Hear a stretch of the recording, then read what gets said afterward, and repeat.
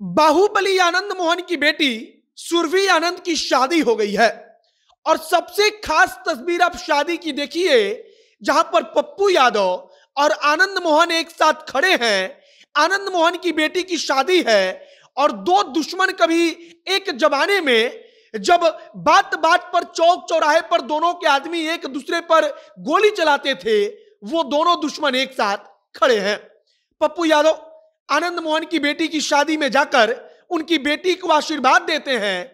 उनके बेटे राजद विधायक चेतन आनंद को अपने गले से लगा लेते हैं। और इसके बाद एक और तस्वीर देखिए, जहां पर नीतीश कुमार खड़े हैं, लल्लन सिंह खड़े हैं। आप गिन लीजिए कि वहां पर कितने कैबिनेट मंत्री खड़े हैं और इस हिसाब से आनंद मोहन की शक्ति का अंदाजा लगाइए।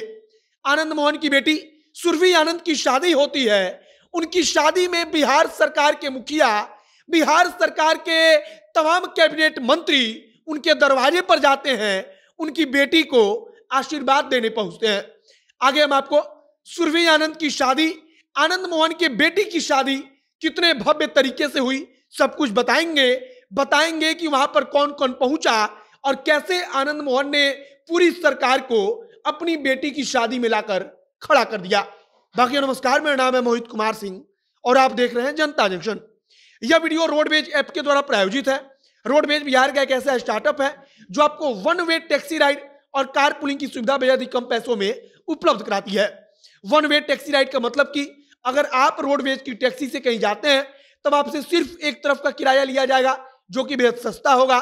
तो अगर आप भी रोडवेज के साथ यात्रा का आनंद लेना चाहते हैं तो अभी प्ले स्टोर खोलिए, वहां पर रोडवेज नाम का ऐप होगा, उसे डाउनलोड कीजिए और यात्रा का आनंद लीजिए।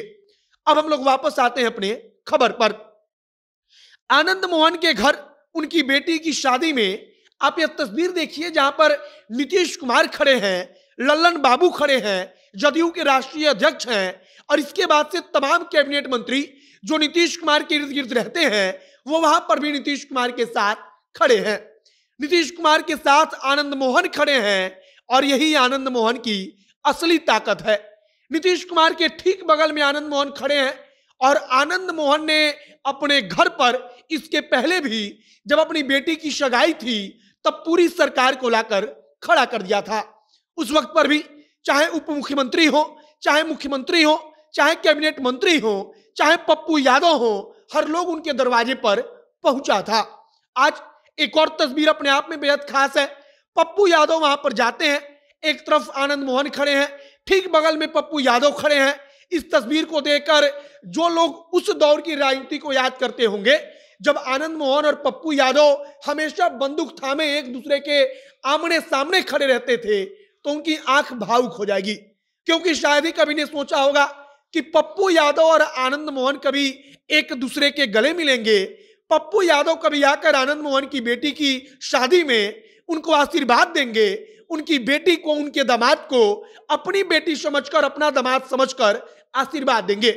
पप्पू यादव जब वहां पर पहुंचते हैं तब आनंद मोहन के बेटे चेतन आनंद को पकड़कर गले लगा लेते हैं।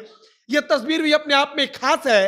राजनीतिक जो उतार चढ़ाव होता है, राजनीतिक रूप से चाहे जितनी भी दुश्मनी होती है, लेकिन व्यक्तिगत रिश्ते की जो अहमियत होती है वो किसी चीज से बढ़कर नहीं होती।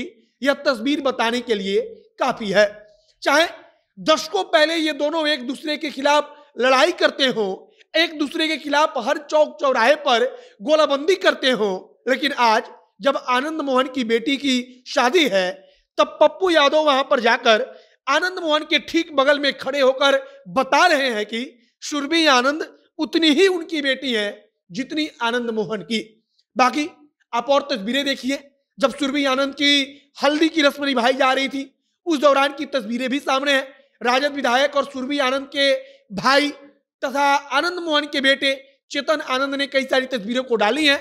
उसी में से हल्दी की तस्वीरें हैं, जब तिलक चढ़ रहा था तो तिलक के दौरान की तस्वीरें हैं।